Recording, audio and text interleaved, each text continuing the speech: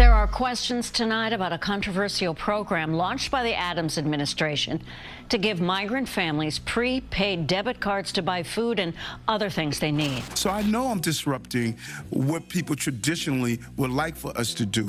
Mayor Adams says giving asylum seekers debit cards to buy their own food will save the city millions. But the head of the City Council's Oversight and Investigations Committee wants to know why the city issued a $53 million no-bid contract without seeing if it could get a better deal. I don't know exactly how it's going to work. Mayor Adams insists it's an innovative way to save money and prevent food waste. He said if the pilot program is successful, it is going to save us in the area of $7.2 million a year. So New York City's Mayor Eric Adams has this big plan. They're giving out debit cards to migrants. Each card can have up to $10,000. Yeah, that's what's happening right now. And it's going to cost the city a lot of money. What do you think of this pilot program? Do you think it's a solution? No, absolutely not. What we're doing now is we're just compiling more bad on top of bad. This pilot program, which is at the beginning cost of $53 billion, this is just another boondoggle on this migrant crisis that we have in New York. We're strapped. We have no money. This is the New York City migrant crisis. They're trying to figure out how to handle all this without spending too much money when they're going to spend a lot of money. It's a big deal, and obviously a lot of people are talking about it and criticizing about it. So we're going to talk about this plan, and we're going to talk about some of the damage control the mayor has been doing because he's hearing it from the people. He is not making the New Yorkers happy. Let's get into it. So, like I said, this debit card program, if you read the actual contract, has potential to become an open-ended multi-billion-dollar Bermuda Triangle of disappearing, untraceable cash used for any purpose. It will give migrants up to $10,000 each in taxpayer money with no ID check, no restrictions, and no fraud control. So as you can see here, New York City launches $53 million program to hand out prepaid credit cards to migrant families. So this actually was posted earlier in the month. This is supposed to help buy the migrants food. But clearly there's a lot of other potential issues with doing all that. So Mayor Adams rolled out this plan where migrants coming into the city get these special debit cards. That's a pretty good deal if you're a migrant. If you're a New Yorker struggling or you're homeless in New York City sleeping on a train, well, sucks for you. So you guys might be wondering, how does this insanity all work? Well, meant to help migrants pay for basic stuff. We're talking about food, clothes, maybe even a place to stay. So it's all about giving a helping hand to people trying to settle in the city. Now, this is where it gets interesting. The city is saying that they're not just handing out cards to anyone that shows up. They're saying that there's going to be a system in place where migrants have to go through several steps. They need to register, prove that they are really in need, and then they'll get the card. They're dealing with all these migrants coming in every month, and it's costing them a lot of money. They're trying to save money, but at the end of the day, getting up to $10,000 in a prepaid credit card, where is that money going to go? Is it actually going to go to these families? Or go to more nefarious things? It is going to save us in the area of $7.2 million a year. I believe $600,000 a month. Were there other people that could have provided the same service for less money? You know, are you getting the best bang for your buck? Without a doubt. The mayor insisted that part of the allure of the company is that it was a minority-owned firm. MWBs, women and minority-owned businesses have historically been locked out. So I know I'm disrupting what people traditionally would like for us to do.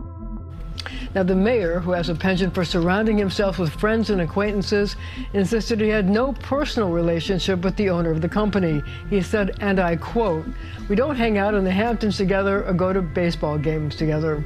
And that's what he had to say. Do they think that they're going to be able to stop people from not taking advantage of this system? Let's consider how much PPP loans were fraudulently taken. Yes, at the end of the day, it's about giving a helping hand to those in a tough spot. New York City is a big, busy place. It could be very overwhelming. But the problem is, most likely, these debit cards are going to go into the wrong hands. Let's talk about us New Yorkers are feeling, especially New Yorkers that are in a really bad spot. So imagine you live in one of these NYC buildings that has seen better days. The elevators are broken, the hot water doesn't work, and it feels like no one is really listening. Or just picture a New Yorker without a home. There's a lot of homeless New Yorkers out there trying to find a warm spot to sleep at night. And then you see on the news, on a newspaper, or on your phone, the city is rolling out a plan that can give migrants debit cards loaded up to $10,000. For the people who are struggling already here, this may seem like a slap in the face. They might be thinking, what about us? Don't we matter? It's like watching someone else get that help that you've been desperately needing for a very long time. If this city has so much money, why isn't it fixing our buildings, helping our homeless, helping with infrastructure, maybe hiring more cops on the street? So the New Yorkers who have been here, paying outrageous rents, working hard, paying taxes, might feel a little overlooked. Many communities that need help, schools, streets, needing repairs. And many people feel like the city is focusing on the newcomers. And like I said, safety is another big thing. With no real strict checks on who gets these cards, and let's be honest, people are going to find ways to get more money than they're supposed to have. There's going to be a great chance of fraud or misuse. What's stopping someone from taking the money and not using it right? And also, let's not forget the message that it sends. Mayor Adams probably don't want more people to come because they could barely handle what they have. But think about it. Many people worry that this may just attract more migrants to come to New York City, thinking that they're going to get some free cash. If I was a migrant somewhere else, and I heard that New York City is giving out up to $10,000, I will be there too. New York City is already packed. The services are already stretched thin, and you're just bringing more and more people due to the really positive news from this program. That's where we are right now. But I also want to talk about what Eric Adams is trying to do to basically cut back on the budget. That major news from the New York City mayor's office. An exclusive interview. Mayor Eric Adams reveals he's cutting city spending on the migrant crisis by an additional 10% on top of the 20% in cuts he had already announced. Yeah, and he says all of those citywide budget cuts have now been canceled. Mayor Eric Adams is taking a lot of heat. The crime in the subways are not helping.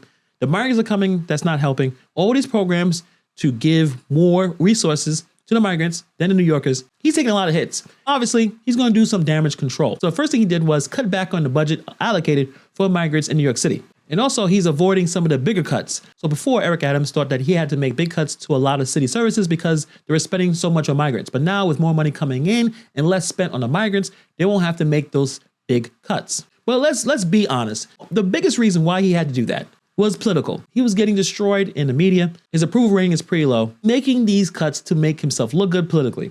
By showing that he's careful with the money and focusing on local issues, he might win some more support from the New Yorkers, who are already pretty pissed off of what has happened so far. So it's Mayor Adams trying to balance everything out, trying to make everyone happy. And the first thing I would tell you right now, that never really works. He's between a rock and a hard place, trying to help all these people that's coming in, but at the same time, not piss off all of the New Yorkers who are already here. He is definitely responding to public sentiment. Many New Yorkers have voiced their frustration over what they perceive as the city's focus on migrants at the expense of long-term residents grappling with the high living costs and rising crime rates. By reducing the migrant budget, Eric Adams might be signaling a shift towards addressing the local concerns more directly, which is definitely a better move to align with the public sentiment and try to regain some of the trust of his constituents. This situation is extremely difficult. I would not want to be the mayor dealing with this because at the same time, I think things will just get worse. And we're going to see that, as I said in the last video, in the next couple of weeks.